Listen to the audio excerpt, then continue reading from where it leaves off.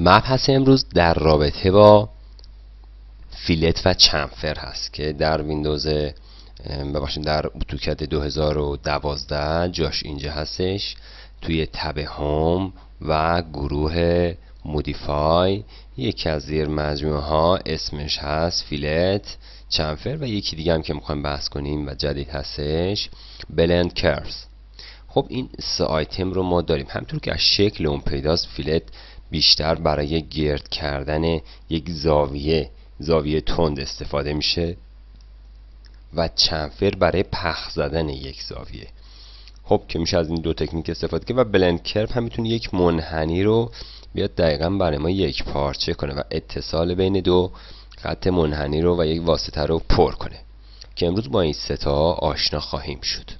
خب روش کار این هست که من ابتدا بیام با دستور لاین یا پلی لاین، فرق نمیکنه، با لاین نقطه رو مشخص بکنم، ادساین 40 در زاویه 0، ادساین 30 در زاویه 90، ادساین 40 در زاویه 180 و کلوز میکنم.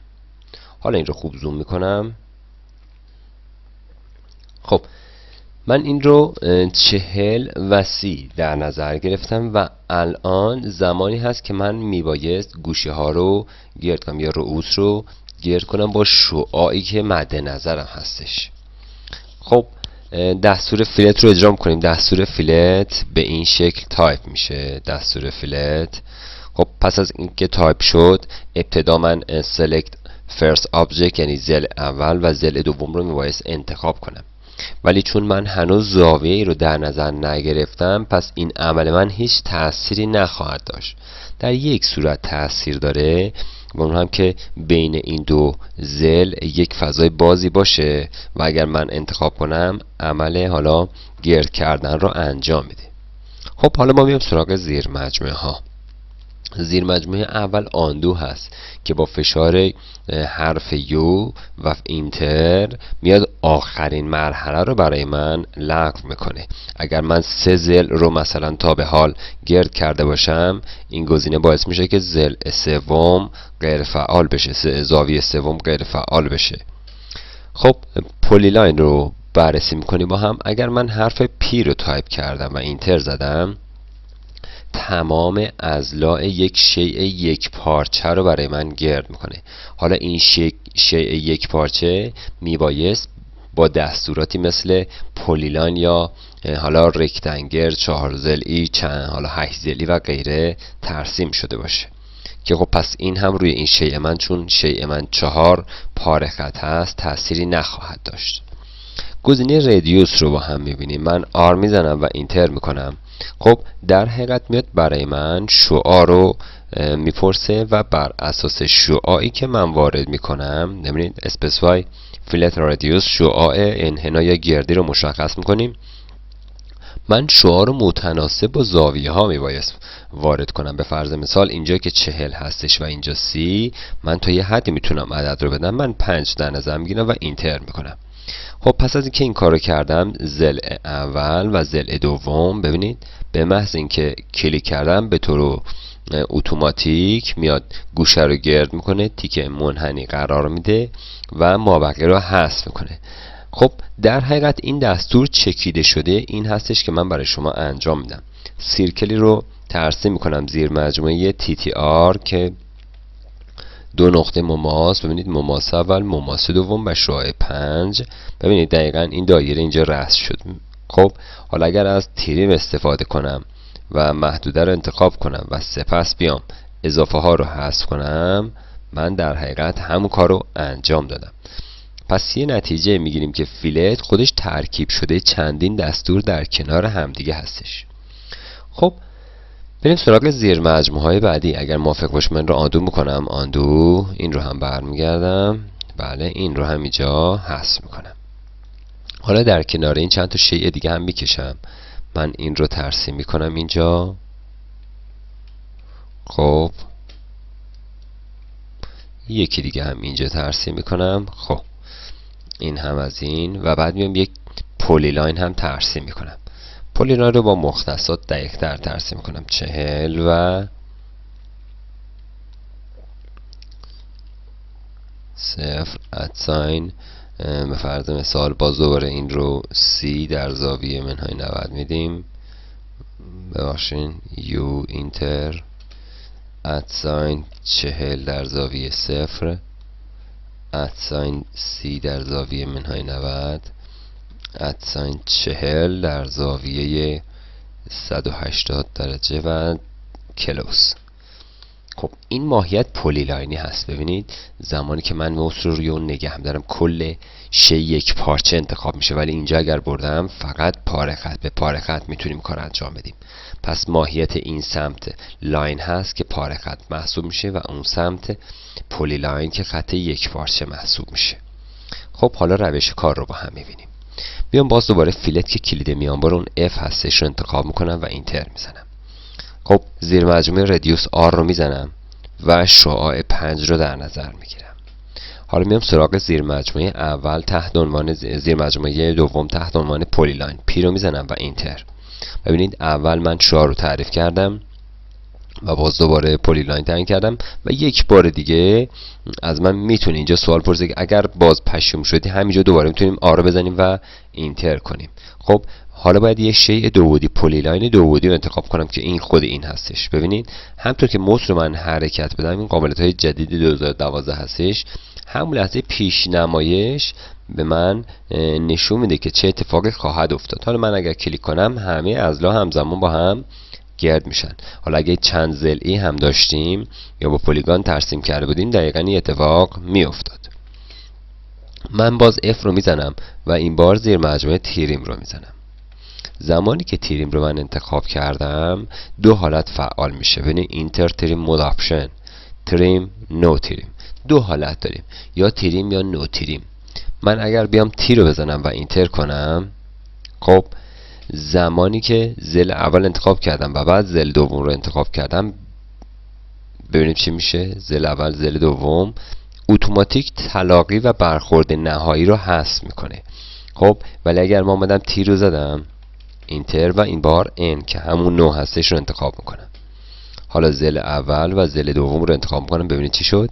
باعث شد که تیریم نو اگر نو زده باشم تلاقی نهایی باقی بمونه. پس هر دو حالت شیء من رو گرد میکنه، ولی یکی از حالات تلاقی رو نگه هم داره و یکی از حالات تلاقی رو هم حذف میکنه. خب حالا باز من کنترل زد میزنم، آندو میکنم و دوباره فیلت، سریعا آر اینتر که 5 هستش 5 در نظر میگیرم و گزینه مالتیپل ام رو میزنم و اینتر میکنم. زمانی که ام زده شد و اینتر ببین چه اتفاق میفته. ضلع اول گرد میشه، ببینید از دستور خارج نشد. ضلع دوم، خب ضلع سوم. پس همینطور میتونیم بدون خارج شدن از دستور چندین زاویه رو گرد کنیم و فیلت بزنیم. ولی اگر من اومدم و اون رو تیریم در نظر گرفتم در حقیقت میاد و حذف میکنه و مالتیپل هم باعث میشه که ما چند تایی تیریم رو انجام بدیم که پیش‌فرض این قابلیت غیر فعال است. من یک ضلع رو بیشتر نمیتونم گرد کنم. خب حالا میخوایم این گردی رو روی این شی مثال بزنیم ببینیم چه اتفاق میفته اینجا و اینجا. ببینید دقیقاً. خب پس این هم تکنیک بسیار جالبی هست. خب باز من یک لاین اینجا ترسیم میکنم، یک لاین هم اینجا. حالا میام این دو رو میخوام چیکار کنم؟ فیلت کنم. F میزنم و اینتر. منتها این بار R رو انتخاب میکنم، R و اینتر و شعاع رو 0 در نظر میگیرم و اینتر میکنم. حالا که شعاع 0 در نظر گرفته شد ضلع اول و ضلع دوم ببینید دقیقاً میاد برای من به صورت تیز ایجاد میکنه و این شیء من رو میکشه تا به اولین برخورد بین دو شیء اگر وجود داشته باشه برسن. حالا کار دیگه ای من انجام میدم دقیقاً. میام و دو لاین میکشم. ببینید لاین اول ادساین 50 در زاویه 0. ببخشید من 50 میخواستم در نظر بگیرم. باز دوباره لاین ادساین 50 در زاویه 0. خب این رو من ترسیم کردم. حالا با دستور کپی CO اینتر select object enter از end انتخاب میکنم ادساین 20 در زاویه منهای 90. خب دقیقاً به موازات شی قبلی یک شی ایجاد کردم که با دستور آفست هم میتونم این کار رو انجام بدم. حالا که این طرح من ایجاد شد کار دیگه ای انجام میدیم. میام و دستور فیلت رو اجرا میکنم. فرست پوینت. خب من به جای اینکه فرست آبجکت باشه فرست آبجکت رو انتخاب کنم ردیوس رو میزنم آر اینتر شعاع رو همون صفر در نظر میگیرم. حالا زل اول رو انتخاب میکنم ببینید این سمت کلیک میکنم و بعد زل دوم این سمت. ببینید چه اتفاق افتاد. پس این شعاع صفر توی حالات موازی تأثیری نخواهد داشت. خب باز کنترل زد میزنم باز فیلت اینتر. خب آر رو اینجا نشون داده که توی تنظیمات ببینید یه گزینه کارنت ستینگ داره یعنی تنظیمات جاری من قبل از اینکه اجرا کنم این هستش. مود تریم یعنی تلاقی ها حذف میشه و شعاع صفر.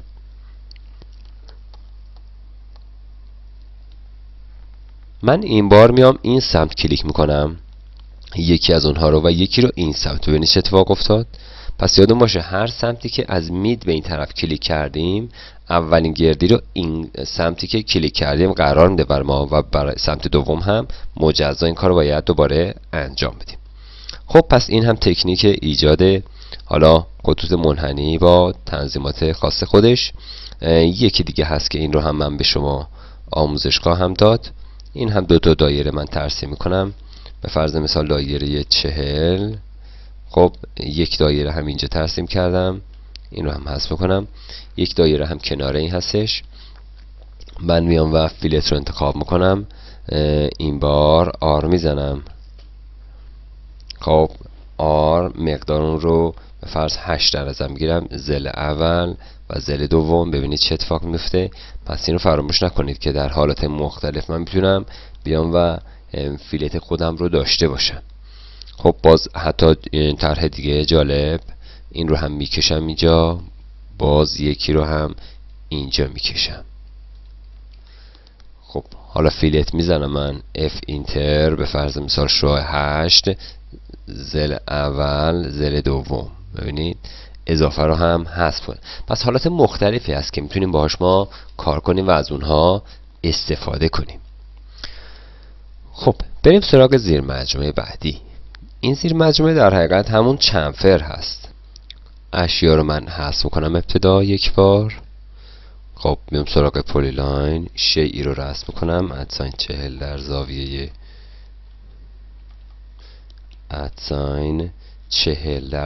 0 ادساین 30 در زاویه 90 ادساین 40 در زاویه 180 و کلوز میکنم.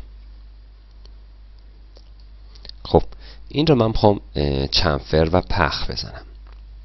دستور مربوطش از منوی به صورت منوی از اینجا استفاده میکنیم و اگر بخوایم دستور اون رو تایپ کنیم CHA هست کلید میانبرش برای اجرا چنفر. خب من انتخاب میکنم این رو. زمانی که انتخاب کردم یک سری آیتم فعال میشه.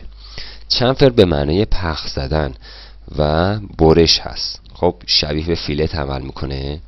حالا ببینیم روشکار به چه نحوی هست. اگر من عدد و اندازه مشخصه وارد کرده باشم فقط کافیه زل اول و زل دوم رو انتخاب کنم. ولی اگر نه میام توی زیر مجموعه ها. آندو مثل قبل لغو آخرین مرحله. خب پلیلاین میاد همزمان همه زاویه ها رو با همدیگه گرد میکنه ببخشید پخ میزنه که خب در مبحث بعدی با هم آشنا شدیم. دیستنس گزینه مهمی هستش. دیستنس در حقیقت دو فاصله از من سوال میپرسه. بعد از اینکه دو فاصله رو وارد کردم زل اولی که کلیک کنم میاد بر من فاصله اول رو مد نظر قرار میده و زل دومی که کلیک کردم فاصله دوم رو. من دی رو میزنم و اینتر. خب زمانی که دی و اینتر رو وارد کردم specify first chamfer distance من فاصله اول رو در نظر میگیرم که عدد 6 وارد میکنم و اینتر میزنم. سریع از من سوال میشه specify second chamfer distance که من این رو 3 وارد میکنم که اعداد متفاوت باشه و درک من بهتر باشه. حالا که این کارو کردیم فقط کافیه زل اول و بعد هم زل دوم رو کلیک کنم. من کلیک کنم زل اول و بعد هم ببینید تا کلیک کردم برای من ترسیم رو دقیقا به این شکل انجام میده. همینطور که میدید من توی این زل کلیک کردم، پس 6 واحد از این سمت کم شد و زل دوم 3 واحد هم از این طرف کم شد تا پخ من به دست اومد. خب حالا میخوام بیام کار دیگه ای انجام بدیم. من باز انتخاب میکنم دستور رو، میریم سراغ زیر مجموعه بعدی. زیر مجموعه بعدی انگل هست. در صورتی که من بیام انگل رو وارد کنم، در حقیقت میاد یک عدد که همون طول هست از من سوال میپرسه و یک زاویه. خب بعد از اینکه اومدم و وارد کردم، زل اول من طول محسوب میشه روی اون و زاویه روی زل دوم که این کار رو انجام میدیم. من A رو میزنم و اینتر. خب حالا اولین سوال ببینید specify chamfer length on the first line. من طول رو همون 6 در نظر میگیرم و اینتر میکنم و این بار specify chamfer angle from distance زاویه رو وارد میکنم. خب طولی که وارد میکنم من 6 و حالا زاویه رو سعی میکنم 22 که مشخص یا 20 درجه وارد میکنم. حتی اینجا چون انگل هست اینو باید حتما مد نظر قرار بدیم که انگل زاویه هست و بین 0 تا 360 هست که من 20 رو وارد میکنم و اینتر میکنم. حالا زل اولی که من کلیک میکنم خب اینجا طول رو در نظر میگیره و همینطور که می زل دوم برای من میاد زاویه رو. ببینید اینجا رو، اینجا طول هست، طول 6 و این زاویه نسبت به قبلی هست که این زاویه تا اینجا دقیقا 20 درجه محسوب میشه. خب این روند کار که تونستیم با چنفر هم آشنا بشیم. باز دوباره CHA میزنم که همون چنفر هست. یه گزینه داره به اسم متد. خب تریم هم که آشنا شدیم باش، تریم هم میومد و طلاقی نهایی رو اینجا نگه میداشت که اگر یس یا نو میزدیم که این کار انجام میداد که اینجا هم نوشته شده که پیشفرض به صورت مود تریم هست و طول رو مشخص کرد و انگل. پس همینطور که دیدیم چنفر دو روش داشت. چنفر ما روش اولش دیستنس بود و روش دوم انگل که در روش دیستنس دو فاصله تعیین شد، زل اول زل دوم که پخ رو بر اساس دو فاصله تعیین کرد.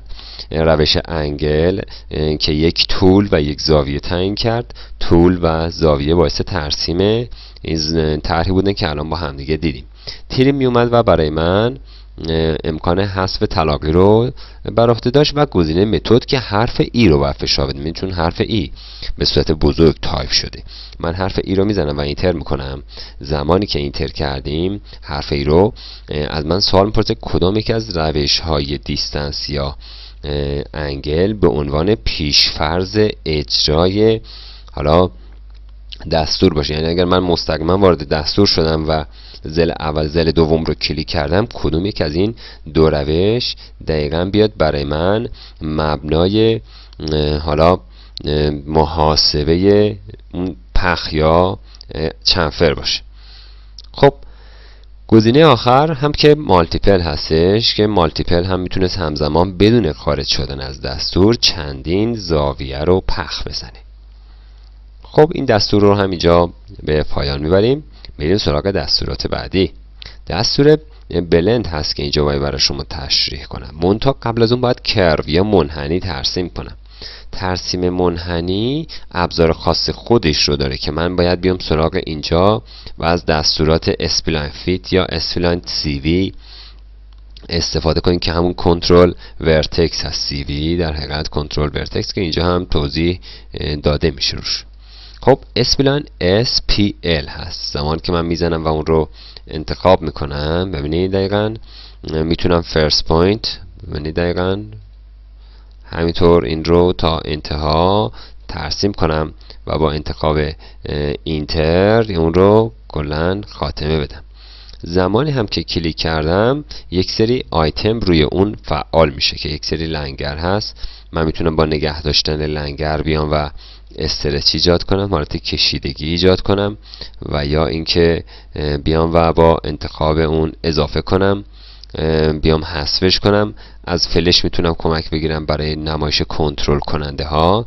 یک قالبی رو در اختیار من قرار میده که با این قالب من میتونم بیام طرحم رو به این شکل تغییر بدم. ببینید دقیقاً میتونم تغییرات لازم رو روی اون بدم به این شکل و موقعیت رو تغییر که به همون CV همین حالتی است که ما ورتکس کنترل، ببینید، یا کنترل ورتکس، اینجا هم توی آیتم ها دیدیم که گزینه CV کنترل ورتکس بود. اینجا ببینید کنترل ورتکس در حقیقت میاد برای ما. حالا تو طرح انیمیشنی که نمایش میده این طرح به صورت 3 بعدی هست که خب ما در حال کار با حالت 2 بعدی هستیم.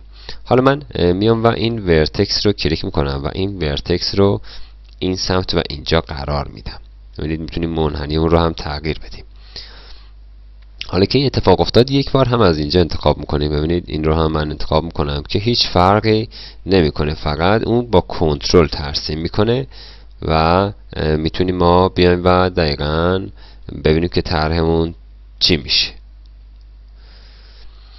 خب حالا که این اتفاق افتاد من 2 منحنی اسپلاین رو ترسیم کردم، میام و از دستور که اینجا توی زیر مجموعه فلتود از دستور بلند کرو استفاده میکنم که دستورش همون بلند هست، به طور یک جا استفاده میشه. من میتونم دستور رو تایپ کنم. ببینید بلند به محض که تایپ کنم به صورت کامل اینجا میتونم انتخاب کنم ذیل اول و همونطور که موس رو جابجا کنم ببینید منحنی رو به طور اتوماتیک تکمیل میکنه که خیلی ساده میاد بر من منحنی جدیدی رو هم اینجا اضافه میکنه و این هم در حقیقت پر کردن یک محدوده هستش که به این شکل بتونیم ما انجام بدیم. در ضمن گزینه اسپلاین هم یک سری آپشن داره که اینجا آپشن ها رو ما با هم بررسی میکنیم. من آپشن ها میتونم متد ام رو انتخاب کنم، متد، و حالت CV یا حالت فیت در نظر بگیرم. حالت CV دیدین که کنترل ورتکس داشت ولی حالت فیت این حالت رو نداشت که من CV رو انتر میکنم. ببینید همونطور که میکشم کنترل کننده ها فعال میشه، تو فرقی هم نمیکنه. توی آپشن هم میتونیم این رو فعال و غیر فعال بکنیم. پس امکان دسترسیشو به راحتی به ما میده. دگرس دی رو اگر انتخاب کردم میتونم من بیام و درجه بین اونها رو تعیین کنم که من این رو 6 در نظر میگیرم. ببینیم میاد یک مقدار این رو زاویه رو خیلی بازتر و منحنی رو کمتر میکنه که این هم یک حالت هست. آبجکت، اگر به فرض مثال من بیام و این طرح رو ترسیم کرده باشم میتونه بیاد شیئی رو به من انتخاب کنم، شیئی رو من او میزنم و اینتر میکنم، شیئی رو به پلیلاین تبدیل کنه. تا انتخاب کردم این ماهیت اون از این پس پلیلاین میشه. یا اگر خود پلیلاین رو هم ترسیم کنم میتونم این رو به اسپلاین تبدیل کنم. چطور این کار میکنم؟ یک بار دیگه ابزارش رو انتخاب کنم که SPL هستش، SPL هم پلیلاین، او رو انتخاب میکنم آبجکت و کافی یک بار کلیک کنم. تا کلیک کردم و اینتر ببینید این رو با انحنا تبدیل میکنه. حتی لاین رو هم میشه تبدیل کرد، حتی باید از دستوری مثل پی ادیت یا دستورات غیر استفاده کنیم. خب دیدین که خیلی ساده میشه این کار انجام داد. باز زیر مجموعه دیگه، اینها زیر مجموعه که با هم آشنا شدیم و باهاش کار کردیم که مناسب هم بود. خب بیشتر دستور اسپلاین برای کلا منحنی های بی نظم استفاده میشه و کسایی که رشته حالا زمین شناسی، رشته های جغرافیایی، رشته های GIS یا رشته های غیره استفاده میکنن این ابزار برای اونها کاربرد بسیار زیادی داره. یا کلا جغرافی میتونه ازش کمک بگیرن و مشخص کردن سطح ناهمواری ها و ارتفاعات رو خیلی راحت میشه باش مدیریت کرد. کافیه یه آفست استفاده کنن و دقیقاً این اشیا رو بر همین اساس ببینید دقیقاً طرح‌های بسیار فوق‌العاده‌ای میتونید شما داشته باشید. حتی اینجا ببینید اجازه دیگه به ما نمیده چون برخورد زیاد شده و از این سمت هم که تا بی نهایت بتونید شما امتداد بدید تا کامل بشه. پس این ابزار چنین کاربردهایی داره که میشه ازش کمک گرفت. خب این مبحث فیلت، چنفر و ارتباط با دستور بلند رو اینجا به پایان بریم سراغ ابزارها و دستورات بعدی.